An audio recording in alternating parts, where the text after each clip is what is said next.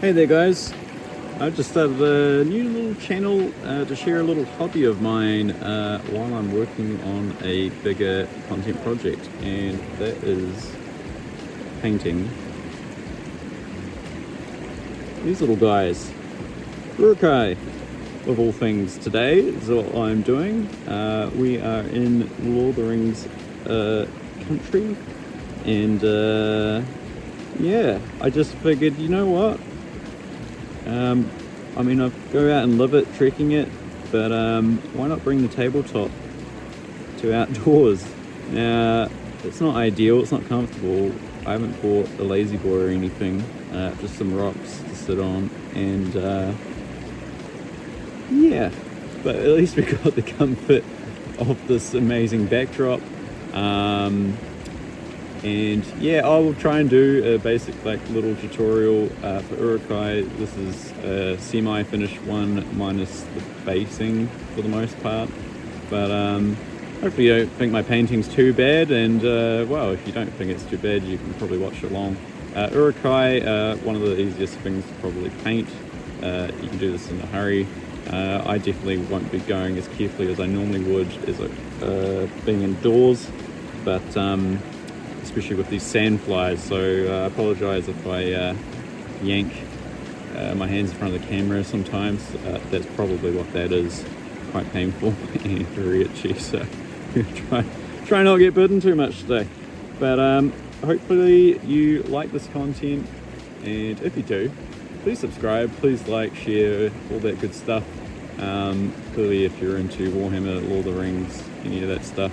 But at the moment, I'm just a guy sharing me doing some painting. I won't be doing all my painting down here, but while I'm here in this country, this particular part of the country, I figured, hey, why don't we give this a go and see if people like it. So again, if you love it, please help me out. It'd be great, but otherwise, yeah, I'm going to get some Uruk-Hai done. So first things first, you'll have a black figure, something like this. You will have base coated it a flat black color. Just make sure it's matte. You'll thank me later if you're new to this, but that's the first step. Alright, so the first color we've got is German Field Grey from Vallejo, and we're just going to get this on most of the Uruk's armor, as chainmail and whatnot.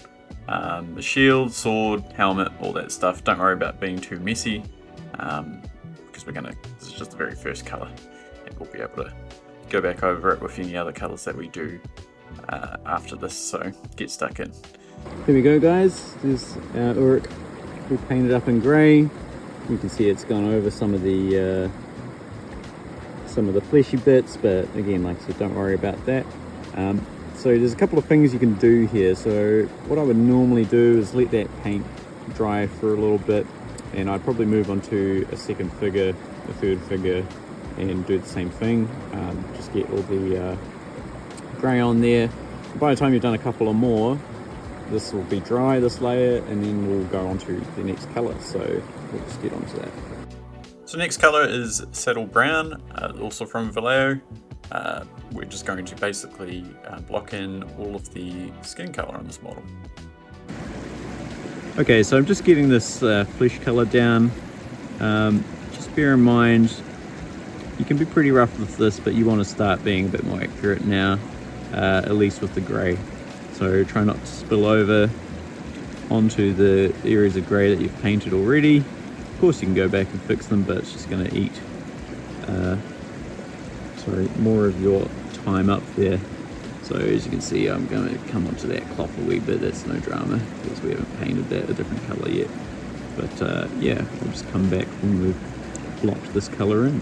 So we've got the flesh colours blocked in. There's just 3 figures there that while it dries on one, I do the other. Alright, so for our next colour, I've got Black Brown by Vallejo. This is basically going to be for their hair. It's kind of like matted dreadlocks basically. So we're just going to block that in here now. You probably want to do this with a much more neater brush than the one I'm using here, but we're just going to go down the hairline, but also do the leather straps as well that you'll find towards the boots and kind of under the arms. Here we have it. We have 3 Uruk-Hai who have got their dreads done and some little leather strappy bits, and chances are we might end up bumping some paint over those delicate little bits later, so probably need some touch-ups. But anyways, let's get on to the next colour, which will bring just a little bit of punch to these guys. So this next colour is Steel Legend Drab. It's a base colour from Citadel. I'm sure many of you will be well aware of this. It's a much more nice lighter brown. We're going to be using this basically on their well, skirts or loincloths, whatever you want to kind of call them. There's not a lot of colour in Uruk-Hai, but this colour in particular is really going to kind of make them pop a little bit more. Again, this is just the base layer. We'll be coming back to that. You can tell from this caption here that in my sleeves that I was absolutely getting eaten. Bit of a challenge from the outdoors there. Anyways, yeah, here's them all blocked in. I also did their gloves on this one. You can mix it up or use a dark brown. This next colour is Drake Tooth from Army Painter, and we'll be doing their teeth with it. Yeah, so we're just going to run this. Be quite messy with it, especially with orc teeth, because you know they don't have great dentists among them. But yeah, just a little bit of that gives them a great deal of just that little pop in a otherwise very grey figure. But yeah, each day we're dealing with a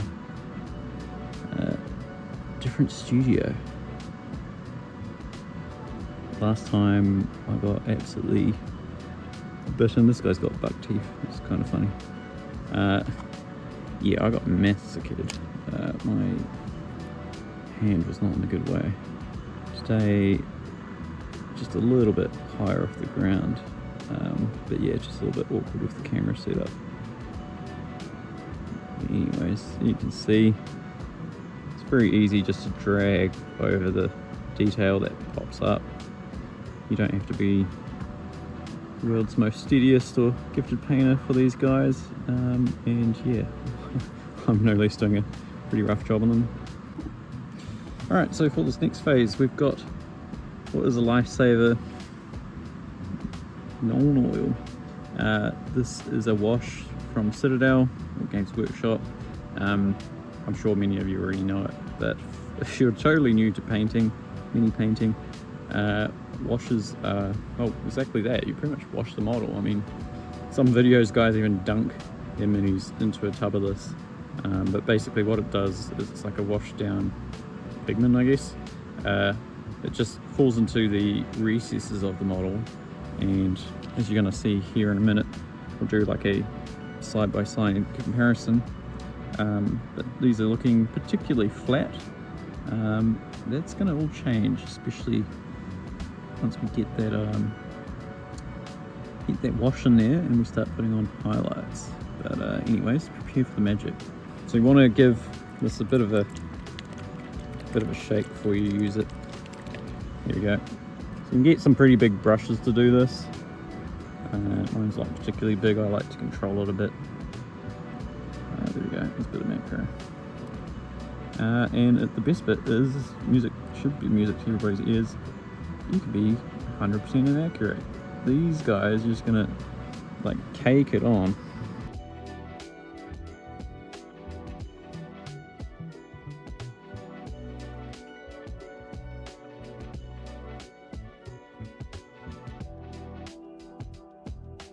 Okay, so here we go. This is the Uruk-Hai with their complete wash. Said that I was going to do this at home, but for some reason I came back out here. It took a long time to kind of dry it. Again, it's very watery, so it's always going to take longer to dry than regular layers of paint, unless you're really, no, yeah, they're just always going to take longer.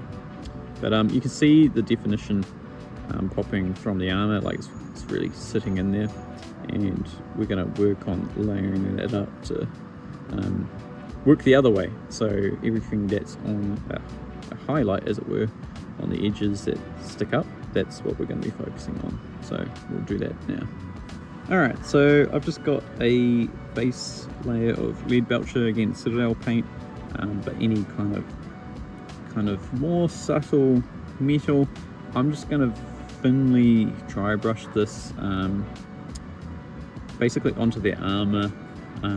Let's get a little bit on the brush and I'll show you what I'm going to do with it.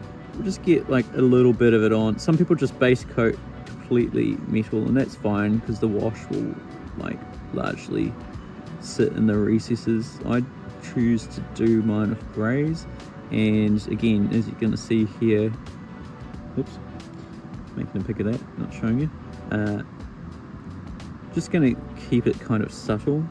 Grey is the main kind of base layer, and yeah, we're just going to build it up. So this is my little recipe, everyone else's is different, but we're going to build it up with this lead belcher, and it's actually another metal paint that's really going to make this armor really kind of start to jump out.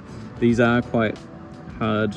I mean, Uruk-Hai, like from the movies, they are quite hard figures to make them look super interesting, because yeah, almost quite literally they're like black and white. They're very just grey. They're not particularly colourful, and then the way that they're portrayed, especially in Helm's Deep, it's at night time, so there's even like really no colour to them, almost at all seemingly. But that's not the way that you have to paint minis. But yeah, with these guys, it's some of the more subtle things that you can do that really make them stand out. But yeah, we're just gonna quickly go over that, and yeah, you'll start seeing it being built up. Here we go, we got these guys with a bit of lead belcher on. Nothing too crazy to see here, but yeah, just layering up things like the chainmail and whatnot. Anyways, here comes the real game changer, at least these guys, it starts coming in. Stormhost Silver. This is going to be one of our main highlight so-called colours. Again, still quite on the grey spectrum, but this is where it'll start coming in, that and the skin tones. But we'll crack into this. So you want to find all the raised parts of the armor and just your best detail brush, unlike me, and just go along all the raised edges and yeah, highlight them. Especially with Uruk-Hai armor, you can leave some gaps in it. Don't have to be too precious, but if there's any time, it's probably with this particular color. And just picking out exactly where you want this armor to pop. All right, here we go. We've got more or less, say, not the finished result, but just of that one particular color.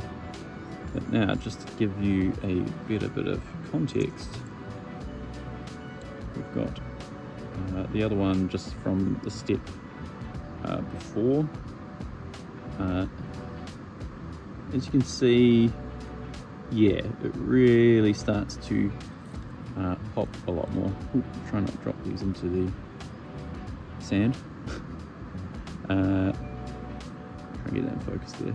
Yeah, big difference. But yeah, the big differences are just going to start piling on here shortly. Alright, so we're going to be back with our saddle brown. We used this earlier. Now that we've washed everything, it's darkened it all down, and we're just going to pick out some of more of the, I won't say highlighted edges, but yeah, kind of. The highlighted edges, there's not really any edges on the skin, but the raised parts, not where it's sunken. You want that wash to stay there and kind of become a shadow, if you will, an artificial shadow. But we'll be coming back with another layer to layer this up.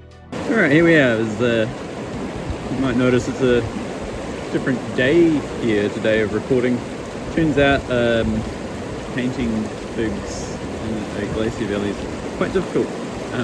This whole area was kind of underwater for the better part of a week there. So I've got a small opening here today. It might be a bit more noisy, but anyway, the show goes on. Just rotate this down here. So last we were here, there's a bit more wind too. Last we were here, we were painting, anything blows away, painting skin tones on this guy. So just got a bit of what's the white I've got here? Pretty much any old white will do. As you can see, these are been used quite a fair bit, but I'm just gonna have a wee mix. Alright, sorry, I'm doing this all out of shot, mixing my paints here, but just 2 parts white and the brown that we selected. Bit of a challenging environment. Quite hard to focus on the camera when things are shaking in the wind, but we go on. So we're just looking to just build up the skin a bit. This is all quite rough compared to what I'd be doing at home. Might be repeating myself a little here, but you start seeing between the left and the right there's like a real difference that starts to pop, and you can work as slow as you want. I'm being quite rough here, but compared to the back, you can really start to see a difference come in here.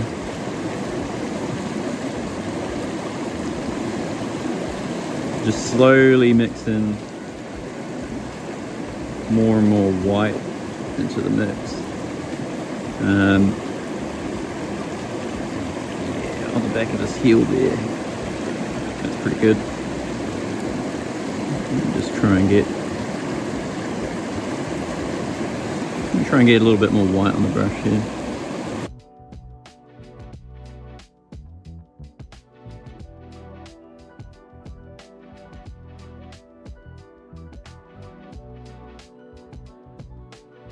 There we go, so he's starting to pop quite a bit more, maybe too much so on this guy, but I'll come back once I've got him finished.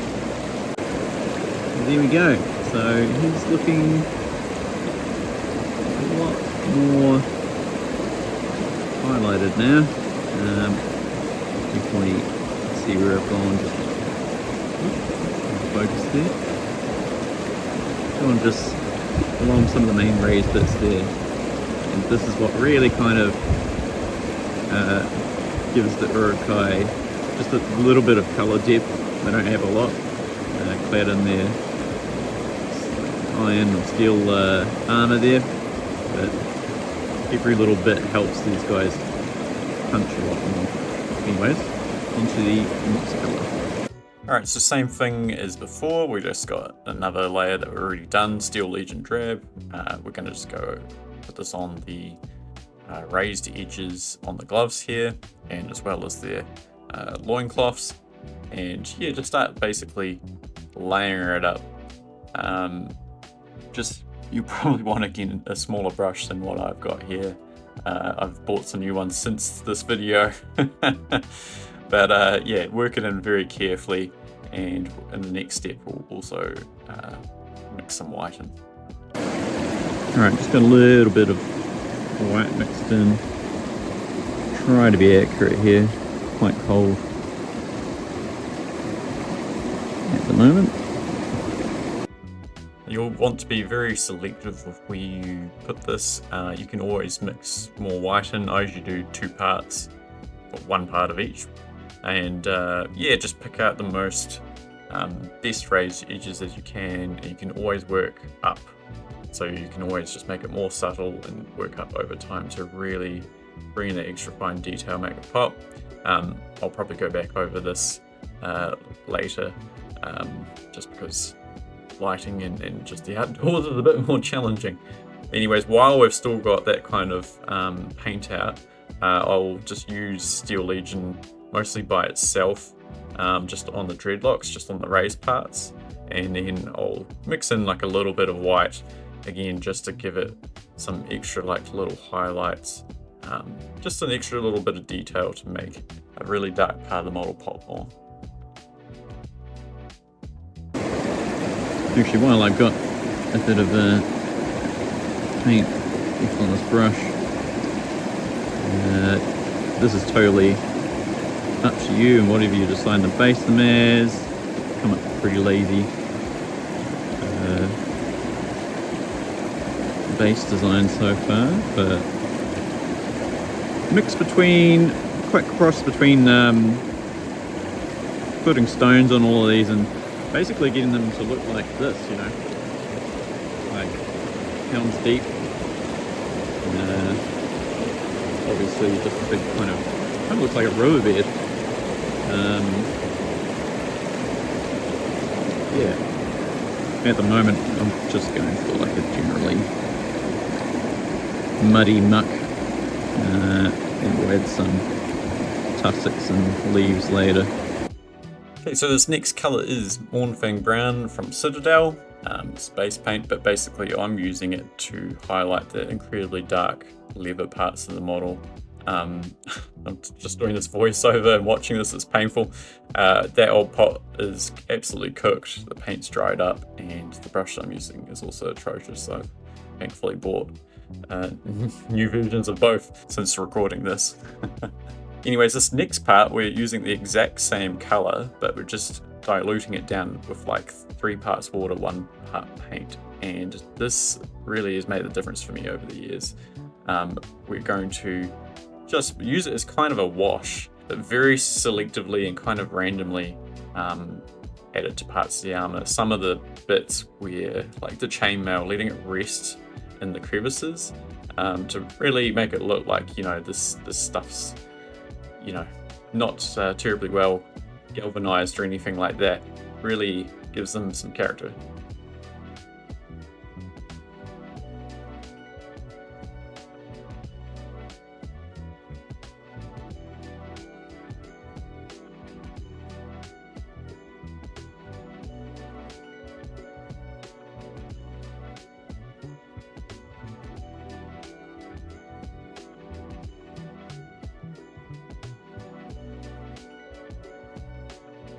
That is more or less this Uruk-Hai done. All the main colours.